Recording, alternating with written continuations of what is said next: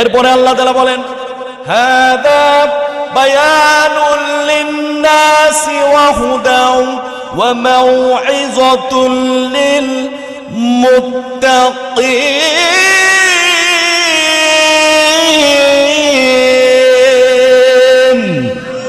আল্লাহ বলছেন এমন একটা কোরআনুল কারীম তোমাদেরকে দান করলাম যা হলো তোমাদের জন্য প্রচ্ছন্ন বর্ণনা এবং উপদেশ, হেদায়াত এবং মুমিনদের জন্য উপদেশমালা। এই কোরআন মানবে যারা হেদায়েত পাবে তারা, আর হেদায়েত পাবে যারা জান্নাতে যাবে তারা। কথা বলেন ঠিক কিনা আপনারা? প্রাণের ভাইরা আমার, আল্লাহ রাসূল সাল্লাল্লাহু আলাইহি সাল্লাম বলছেন এই এক অদ্ভুত ধরনের রহমতের কিতাব। আগে পড়েন সুবহানাল্লাহ। পৃথিবীতে এমন কোন কিতাব নাই যা ধরলে সওয়াব, যা পড়লে সওয়াব, যা মানলে সওয়াব। এমন কি আল্লাহ রাসূল বলেন দুই চোখ দিয়ে একবার নজর করে দেখলে সারা দিনের চোখের সাগীরা গুনাহ মাফ করে দিতে পারেন যিনি, তিনি কে? আমার আল্লাহ। বলেন একটু ডাক দেন আল্লাহ। আল্লাহর হাবিব বলেন পড়তে হবে না, শুধু ওযু বানাইবেন। কি বানাইবেন? একবার কোরআন কারীমের দিকে খৌফ ও খাশিয়াতের সঙ্গে সারা দিনের মধ্যে একবার পারা যাবে তো ইনশাআল্লাহ? আমার হাতের দিকে তাকান, মাহফিল আজকে কবুল হবে ইনশাআল্লাহ। আল্লাহর নবী বলেন একবার কোরআন কারীমের দিকে যে খৌফ ও খাশিয়াতে মুহাব্বতে তাকালো তার সারা দিনের চোখের সগীরা গুনাহগুলো রব্বুল আলামিন মাফ করে দিতে পারেন। সুবহানাল্লাহ। প্রাণের ভাইরা, আমলটা ধরবো তো ইনশাআল্লাহ। আসমানের দিকে তাকিয়ে দেখেন হঠাৎ করে সূর্যটা কেমন যেন ম্লান হয়ে অন্ধকার হয়ে আসতেছেন। আল্লাহ রাসূল লক্ষ্য করে মুচকি হাসলেন। সাহাবীরা তো বুঝতে পারলেন না, কারণ আল্লাহর নবী যা দেখেন সাহাবীরা তা দেখেন নাকি? দেখেন, আল্লাহর নবী দেখতে পেলেন জিবরাইল আলাইহিস সালাতু ওয়াস সালাম 1,70,000 ফেরেশতা নিয়ে জমিনের বুকে আসতেছেন। বলেন সুবহানাল্লাহ। আল্লাহর রাসূল মুচকি দিয়ে হেসে বললেন কি খবর জিবরাইল, এতগুলো ফেরেশতার এত বড় বহর নিয়ে কেন জমিনের মধ্যে? জিবরাইল আলাইহিস সালাম বলছেন হে আল্লাহর রাসূল, আপনি কি জানেন না আপনার প্রিয় সাহাবী মুআবিয়া ইবনে মুআবিয়া আল-মানাজি সে ইন্তেকাল করেছে? আল্লাহ রাসূল বললেন তাই তো, খবরটা আমার কাছে এসেছে। এরপরে জিবরাইল আলাইহিস সালাতু ওয়াস সালাম বলছেন হে আল্লাহর রাসূল, আপনি গায়বানা জানাজা পড়েন। সুবহানাল্লাহ বলেন। আল্লাহ রাসূল বলছেন ঠিক আছে জিবরাইল, কিন্তু ফেরেশতা বর্গের আগমনের কারণ কি? জিবরাইল আলাইহিস সালাতু ওয়াস সালাম বলছেন হে আল্লাহর রাসূল, আপনার প্রিয় সাহাবীর গায়বানা জানাজায় শরীক হওয়ার জন্য আসমানের মালায়েকরা আজকে জমিনের মধ্যে নেমে এসেছেন। আল্লাহু আকবার। কোন আমল, কোন আমল? আল্লাহ রাসূল বলছেন হে জিবরাইল, এমন কোন আমল করেছে আমার এই সাহাবী? বলো বলো, যার কারণে, যার ফজিলতে আসমানের মালায়েকরা আসমানে থাকতে পারে না, জমিনের মধ্যে নেমে চলে আসে। জিবরাইল আলাইহিস সালাতু ওয়াস সালাম মুচকি হেসে বলে হে আল্লাহর রাসূল, আপনার এই সাহাবী মুআবিয়া ইবনে মুআবিয়া সে সব সময় উঠতে বসতে চলতে ফিরতে পড়ে কুল হুয়াল্লাহু আহাদ আল্লাহুস সামাদ লাম ইয়ালিদ ওয়া লাম ইউলাদ ওয়া লাম ইয়াকুল লাহু কুফুয়ান আহাদ। আল্লাহু আকবার বলেন। আল্লাহ রাসূল সাল্লাল্লাহু আলাইহি ওয়াসাল্লামের উত্তরে জিবরাইল বলছেন হে আল্লাহর রাসূল, আপনার এই সাহাবী চলতে ফিরতে উঠতে বসতে সব সময় পড়তো কুল হুয়াল্লাহু আহাদ, সূরা ইখলাস সব সময় সে তেলাওয়াত করত। এই একটা আমলের জন্য আসমান থেকে ফেরেশতারা কাতারে কাতারে আজকে এই সাহাবীর গায়বানা জানাজা পড়বার জন্য জমিনে এসে পড়েছে। সুবহানাল্লাহ। আমার প্রাণের ভাইরা, পর্দার আলের মায়েরা, একটা আমল আমি অধমের কাছ থেকে আপনারা আজকে নেবেন। তা হলো যেই ছোট্ট সূরাখানা পড়বার কারণে এই সাহাবীর মুআবিয়া ইবনে মুআবিয়া রাদিয়াল্লাহু তাআলা আনহু তার জানাজায় হাজারে হাজারে ফেরেশতা আসমান থেকে জমিনে চলে আসে। তার মানে আল্লাহ তাআলা কেমন খুশি বলেন তো, বেশি না কম? তাহলে এই আমলটা আজকে থেকে আমরা নিব ইনশাআল্লাহ। আসেন সামনে আরেকটু যাই। আল্লাহ রাসূল সাল্লাল্লাহু আলাইহি ওয়াসাল্লাম বললেন আমি আমার মেয়ে, আমার কলিজার টুকরা ফাতেমার বিয়ে দিব। ফাতেমার, সুবহানাল্লাহ বলেন। সাহাবীরা পাগল পাড়া হয়ে পড়লেন, কারণ ফাতেমা তো যেন তেন কোনো মেয়ের নাম নয়, সাইয়্যিদাতুন নিসাই আহলিল জান্নাহ। সুবহানাল্লাহ। বেহেশতের নারীদের সর্দারিনী, আল্লাহ রাসূলের কলিজার টুকরা, নয়নের পুতুলি। আল্লাহর নবী বলেন যে আমি রাসূলকে খুশি করতে চাই, সে যেন ফাতেমাকে খুশি করে, আমি নবী খুশি হয়ে যাব। সুবহানাল্লাহ। আর যে আমি ফাতেমাকে কষ্ট দেয় সে আমি মুহাম্মাদুর রাসূলুল্লাহকে কষ্ট দেয় বলে সুবহানাল্লাহ। সাহাবীরা সবাই ব্যাকুল। আল্লাহ রাসূল বলেছেন এক নম্বরে পাত্রের যোগ্যতা হলো অতি অল্প সময়ের মধ্যে কুরআনুল কারীম তেলাওয়াত করে শেষ করতে হবে। সুবহানাল্লাহ বলেন। সম্মানিত হাজিরিন, এমন সময় সাহাবীরা সবাই কুরআনুল কারীম তেলাওয়াত নিয়ে ব্যতিব্যস্ত হয়ে পড়েছেন, কিন্তু দেখা গেল একটু কিছুক্ষণ সময় পার হয়ে যাবার পরে হযরতে আলী রাদিয়াল্লাহু তাআলা আনহু হাত তুলে বলছেন লাব্বাইক ওয়া সা'দাইক ইয়া রাসূলুল্লাহ সাল্লাল্লাহু আলাইহি ওয়াসাল্লাম, হে আল্লাহর রাসূল আমার কোরআন পড়া শেষ। সুবহানাল্লাহ বলেন। সবাই তো অবাক। সাহাবীরা বলছেন হে আল্লাহর রাসূল এ কেমন কথা, আমরা তো বাকারার শুরুই করতে পারিনি, কেবল অল্পটুকু পড়েছি। আলী কিভাবে এত অল্প সময়ে কোরআন খতম দেয়? আল্লাহ রাসূল সাল্লাল্লাহু আলাইহি ওয়াসাল্লাম মুচকি মিষ্টি করে হাসছেন। সুবহানাল্লাহ বলেন।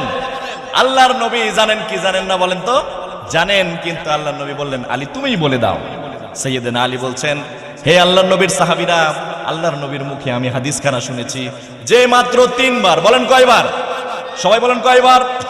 সূরাতুল ইখলাস মাত্র 3 বার তেলাওয়াত করলো, সে যেন গোটা কোরআন কারীম খতমের সওয়াব তার আমলনামায় নিয়ে নিল।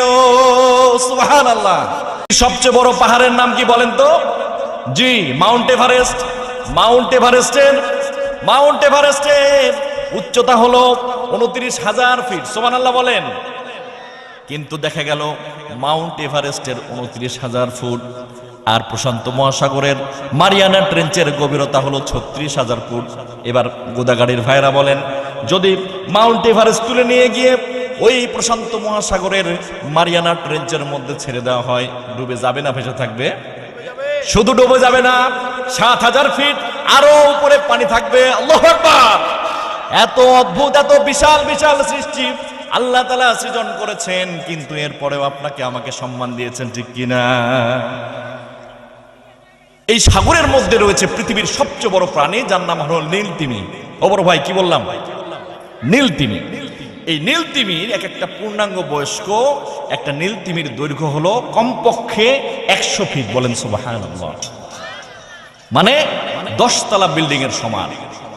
এই নীলতিমির ওজন হলো কমপক্ষে 200 টন। কয়শো টন ভাই? সারাদিনে সে 4 টন খাবার গ্রহণ করে। আল্লাহু আকবার বলেন। একটা নবজাতক তিমি কেবল যেটা ভূমিষ্ঠ হয়েছে, এই তিমিটার দৈর্ঘ্য হলো প্রায় 20 থেকে 25 ফিট। আপনি আমি কয় ফিট? আল্লাহু আকবার কাবীর। শুধু তাই নয়, প্রাণী বিজ্ঞানীগণ বলছেন একটা পুরুষ নীলতিমির, মুরব্বি মাফ করবেন, প্রজনন অঙ্গ, পুরুষ নীলতিমির প্রজনন অঙ্গ হলো 10 ফিট দৈর্ঘ্য, 1 ফিট প্রস্থ। বুঝতে পারলেন? মানে একটা কারেন্টের থাম্বা। ও মিয়া কিসের বাহাদুরি! নীলতিমির পুরুষাঙ্গের সমান শক্তি, ক্ষমতা, দৈর্ঘ্য, উচ্চতা কিচ্ছু আমার নাই, ঠিক কি না? এই জন্য কোনো অহংকার করার সুযোগ নাই। রব্বুল আলামিন এই জন্য বলছেন ওয়ালা তামশি ফিল আরদি মারহা।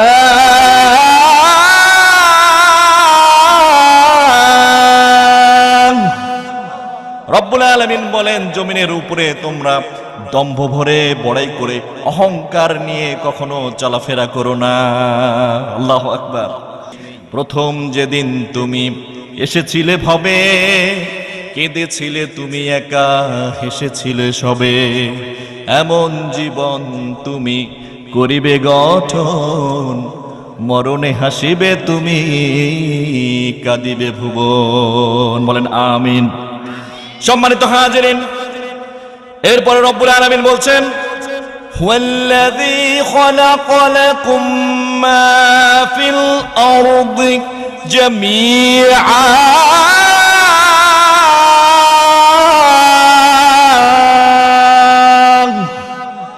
হলো না কোরআন কারীম শোনার পরে আল্লাহু আকবার বলবেন, আবারও তেলাওয়াত হচ্ছে। আল্লাহ তাআলা বলছেন দেখেন হুয়াল্লাযী খালাকা লাকুম মা ফিল আরদি জামিআ।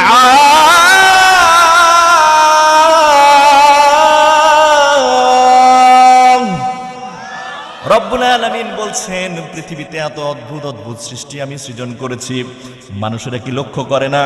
অত বড় বড় নীলতিমি, অত বড় বড় হাতি, অত বড় পাহাড় পর্বত, এরপরেও আমি পৃথিবীতে যা সৃজন করলাম, যত উন্নত অনুন্নত উত্তম অধম যা কিছু সৃজন করেছি, সব কিছু সৃজন করেছি আমি মানুষের জন্য। আল্লাহু আকবার। ওই আকাশ কাদের জন্য বলুন? মানুষের জন্য, ঠিক কি না? ওই পাহাড় কাদের জন্য? ওই সাগরের বড় বড় নীল তিমি কাদের জন্য আল্লাহ বানিয়েছেন? আমাদের জন্য, ঠিক কিনা বলেন? সে রব্বুল আলামিনের প্রশংসা করতে হবে, ঠিক কিনা? প্রশংসা করব একমাত্র একজনের, তিনি কে? প্রাণের ভাইয়েরা আমার, কোনো অভিজ্ঞতা ছাড়াই, কোনো যোগ্যতা ছাড়াই, এই মনিটরটার সাউন্ড মনে হচ্ছে না ভাই, জি, সম্মানিত হাজিরিন লক্ষ্য করুন, কোন ধরনের যোগ্যতা ছাড়াই রব্বুল আলামিন আমাদেরকে কত সুন্দর করে আমাদেরকে সম্মান করেছেন, সম্মানিত করেছেন। রব্বুল আলামিন এর জন্য বলছেন, ওয়ালাকাদ কাররামনা বানি আদম। আল্লাহু আকবার। আমি বনি আদমকে সম্মানিত করেছি, সে হোক আওয়ামী লীগ, বিএনপি, জামাত ইসলাম, জাতীয় পার্টি, জাসদ, বাসদ, খ্রিস্টান, ইহুদি, বুদ্ধিজীবী, এরপরে চারাল, মারাল, সাতাল, মুচি, মেথরডম, মুসলমান, শিক্ষিত, অশিক্ষিত, মুফতি, হাফেজ, আলেম, কারি, ব্রিগেডিয়ার, প্রফেসর, ডাক্তার, যেই হোক না কেন, ওয়ালাকাদ কাররামনা বানি আদম। আল্লাহু আকবার। যে আদমের সন্তান আমি রব্বুল আলামিন, তাকেই বনি আদম হিসেবে সম্মানিত করেছি। সুবহানাল্লাহ। তুমি মাটির আদমকে প্রথম সৃষ্টি করিয়া ঘোষণা করিয়া দিলে শ্রেষ্ঠ বলিয়া, তাই নূরের ফেরেশতা করে আদমকে সেজদা, সবার চেয়ে দিলে মাটির মানুষকে সম্মান। যারা পারেন বলেন আল্লাহু আল্লাহু, তুমি জাল্লে জালালুহু, শেষ করা তো যায় না গে তোমার গুণগান। বলেন আল্লাহু আকবার। সম্মানিত হাজিরিন, রব্বুল আলামিনের পরেও মানুষকে সতর্ক করে দিয়ে বললেন, মানুষ দেখো, নিজের দিকে লক্ষ্য করে দেখো, হে মানুষ, কত অহংকার ভরে, দম্ভ ভরে তুমি চলো, মাথাটা ঝাঁকি দিয়ে কথা বলো, মুরব্বীদের সাথে বেয়াদবি করো, আলেম ওলামার সঙ্গে ক্ষমতার জোরে, টাকার জোরে বেয়াদবি করো, আছে না নাই? আমরাই তো তারা, ঠিক কিনা? এরা কি আবার আসমান থেকে আসছে না জমিন থেকে ঘুরছে? আমরাই তারা যারা মুরব্বীদের সঙ্গে বেয়াদবি করি, আমরাই তারা যারা আলেম ওলামাকে তুচ্ছতাচ্ছিল্য করি। আমরা হয়তো গোদাগারের মানুষ করেন না, আমার রাজশাহীর মানুষ করে, ঠিক কিনা ভাই? সম্মানিত হাজিরিন, এই জন্য রব্বুল আলামিন বলছেন, ওয়া খুলিকাল ইনসানু দাঈফান। আল্লাহ তাআলা রব্বুল আলামিন কোরআনুল কারীমের মধ্যে বলছেন, হে মানুষ দেখো না, তোমাকে কত দুর্বল করে আমি রব্বুল আলামিন সৃজন করেছি। একটা হাঁসের বাচ্চা ডিম থেকে ফুটে বেরোবার পরে, বড় ভাই কান দেন, ডিম থেকে ফুটে বেরোবার পরে পানির মধ্যে ছেড়ে দিলে সে সাঁতরাইতে শিখে, ঠিক কিনা বলেন? সে সাঁতার কেটে আবার পাড়ে চলে আসে। কিন্তু তুমি মানুষ, তোমাকে কত দুর্বল করে সৃজন করেছি। যদিও তুমি আশরাফুল মাখলুকাত, তোমাকে পানির মধ্যে ছেড়ে দিলে, নবজাতক শিশুকে পানির মধ্যে ছেড়ে দিলে বাঁচার আর সুযোগ আছে নাকি? আমার মতো, আমাদের মতো বড় বয়স্ক অনেকেই তো আসলে সাঁতার জানেন না, ঠিক কিনা ভাই? রব্বুল আলামিনের পরে বলেন, দেখো মানুষ, হে মানুষ এবং জিন, তোমরা কেন আমি রব্বুল আলামিনের জিকির করো না? কেন আমার প্রশংসায় পঞ্চমুখ থাকো না? তোমরা কি লক্ষ্য করো না, একটা সিমের দানা থেকে যখন গাছ অঙ্কুরিত হয়, মুরব্বি লক্ষ্য করেন, আমাদের শীতকালে মা চাচিরা আঙিনার মধ্যে সিমের গাছ লাগিয়েছে, ঠিক কিনা? আপনাদের এলাকায় আছে না? সিমের গাছটা যখন অঙ্কুরিত হয়েছে, ডগা থেকে সুন্দর একটা কচি ডগা বেরিয়েছে, ওই সময় সেখানে একটা কঞ্চি অথবা লাঠি আমরা সেখানে দিই। লক্ষ্য করে দেখেন তো, ওই সিমের ডগাকে কে শেখালো? ওই কঞ্চি বা লাঠিটাকে পেঁচিয়ে পেঁচিয়ে উপরে চলে যেতে হবে। আল্লাহু আকবার।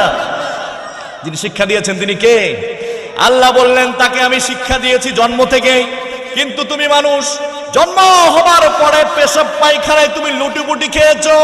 তোমার মা যদি পরিষ্কার করে না দিয়েছে, সারাদিন তুমি পেশাবের মধ্যে, ঠিক কিনা? এই জন্য কোনো অহংকার নাই। আল্লাহ রাব্বুল আলামিনের কাছে সব সময় মাথাটা সেজদা অবনত করে দিয়ে শুকরিয়া আদায় করব। সকলেই পড়ব আলহামদুলিল্লাহি রাব্বিল আলামিন।